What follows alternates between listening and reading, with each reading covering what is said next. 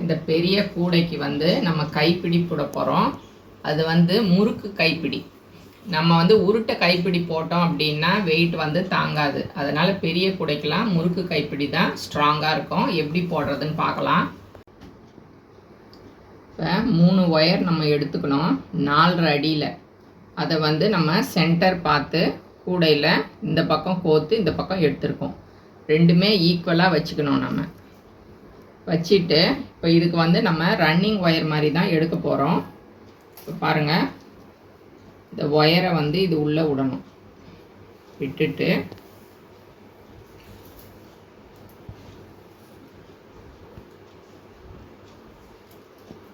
இந்த அளவுக்கு கொஞ்சம் வச்சுக்கோங்க.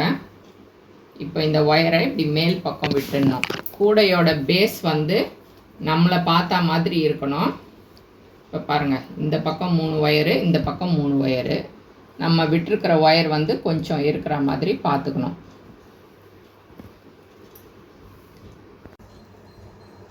இப்போ நம்ம இந்த ரன்னிங் ஒயரை வந்து இடது கை பக்கம் இப்படி கொண்டு வரணும் கிராஸாக. இந்த 2 பக்கமும் 3 ஒயரை வந்து நம்ம இப்படி சேர்க்கக்கூடாது. இப்படி தனித்தனியாக தான் நம்ம பிடிச்சிக்கணும். இப்போ இடது பக்கம் கொண்டு வந்த ஒயரை இப்படி உள்பக்கம் நம்ம இப்படி சர்க்கிளாக வைக்கணும். சர்க்கிளாக வச்சுட்டு அப்போ நமக்கு என்ன பண்ணணும்னா அடிப்பக்கம் வந்து நமக்கு இது மாதிரி ரஃப்பாக இருக்கும். அதுதான் அடிப்பக்கம் நமக்கு லெஃப்ட் சைடு வரணும். இதை பாருங்கள், இந்த சர்க்கிள் உள்ள லெஃப்ட் சைடு இருக்கிற அந்த 3 ஒயரையும் நம்ம விட்டுட்டு எடுக்கணும்.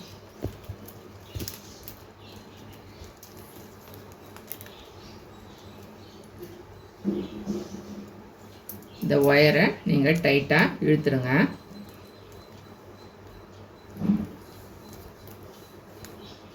பாருங்கள், இது மாதிரி ரஃப்பாக இருக்கணும் இழுத்தது. இப்போ இதை நம்ம இப்படி ரைட் சைடு இப்படி கொண்டு போகணும். கிராஸாக கொண்டு போயிட்டு அதே மாதிரியே இங்கே பாருங்கள், இப்படி நாட் போடுற மாதிரி நம்ம இப்போது ரைட் சைடு வந்து ரஃப்பாக இருக்கிற மாதிரி நம்ம ரவுண்டாக பண்ணிக்கணும். இப்போது ரைட் சைடு இருக்கிற 3 ஒயரையும் விட்டு எடுத்துட்டு நாட் போடணும். பாருங்கள், ரஃப் சைடு தான் வருது. இப்போ இதை என்ன பண்ணணும் அப்படின்னா திருப்பி மறுபடி லெஃப்ட் சைடு கொண்டு போகணும். இப்போ இதை 3ஐயும் நம்ம தனித்தனியாக பிடிச்சிக்கணும்.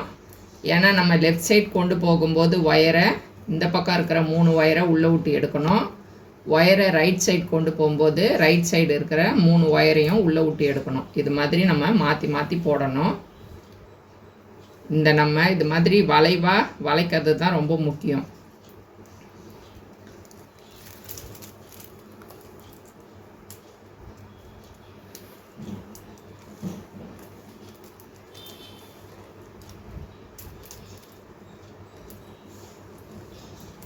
பார்த்திங்களா, லெஃப்ட் சைடு வந்துடுச்சு. திருப்பி நம்ம இப்படி ரைட் சைடு கொண்டு போகணும்.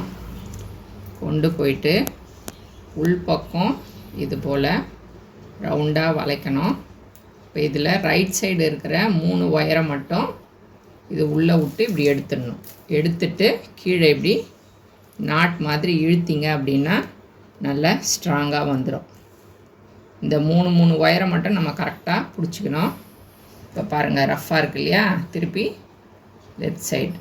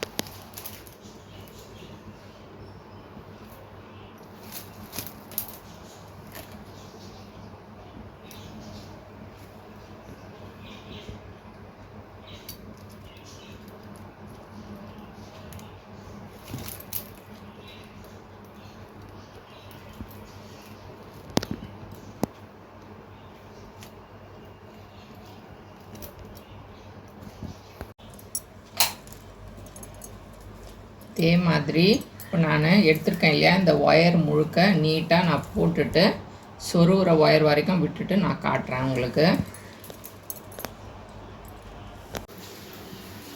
பாருங்கள், புடி வந்து போட்டாச்சு. இப்போ சொருகிறதுக்கு மட்டும் நம்ம ஒயர் இதில் விட்டுருக்கோம். இப்போ ரன்னிங் ஒயர் வச்சு போட்டோம் இல்லையா, அதை வந்து நம்ம இந்த அளவுக்கே இந்த ஒயரை கட் பண்ணிடலாம். கட் பண்ணிவிட்டு இப்போ கூடையில் நம்ம இந்த சைடு 3 ஒயர் வரா மாதிரி, இந்த சைடு 3 ஒயர் வரா மாதிரி நம்ம சொருகிடலாம்.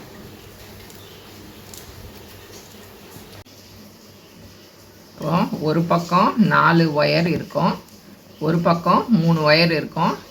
இது வந்து நம்ம ரன்னிங் ஒயர்லேருந்து கட் பண்ணோம் இல்லையா, அதனால் இந்த பக்கம் 4 ஒயர் வரும். இப்போ இதை நம்ம அப்படியே முடி போட்டுக்கணும். நல்லா டைட்டாக முடி போட்டுட்டு இதை அப்படியே கூட உள்ள நம்ம சொருகிடணும். இந்த கைப்பிடியில் போட்டிருக்கேன் பாருங்கள், முடி போட்டிருக்கேன், அப்படியே சொருவி விட்டுட்டேன். அதுக்கப்புறம் இதே மாதிரி நம்ம ஒரு ஒயர் கொடுத்து இங்கேயும் நம்ம லாக் பண்ணிடணும். லாக் பண்ணிவிட்டு அதே மாதிரி உள்பக்கம் சொருவிடணும். அப்போ தான் வந்து இதை பாருங்கள், இது மாதிரி நமக்கு வராது, நல்லா பிடிப்பாக இருக்கும். நான் எல்லாத்தையும் சொருகிட்டு உங்களுக்கு காட்டுறேன். இங்கே பாருங்கள், முடி போட்டு நான் ஃபுல்லாகவே உள்ளே சொருகிட்டேன். அதுக்கப்புறம் இது மாதிரி ஒயர் கொடுத்தோம் உள்ளே நான் சொருகிட்டேன். பாருங்கள், நல்லா ஸ்டிஃபாக இருக்கும். முறுக்கு கைப்பிடி பெரிய கூடைக்கெல்லாம் வந்து நமக்கு இந்த முறுக்கு கைப்பிடி தான் நல்லா ஸ்ட்ராங்காக இருக்கும். ட்ரை பண்ணி பாருங்கள்.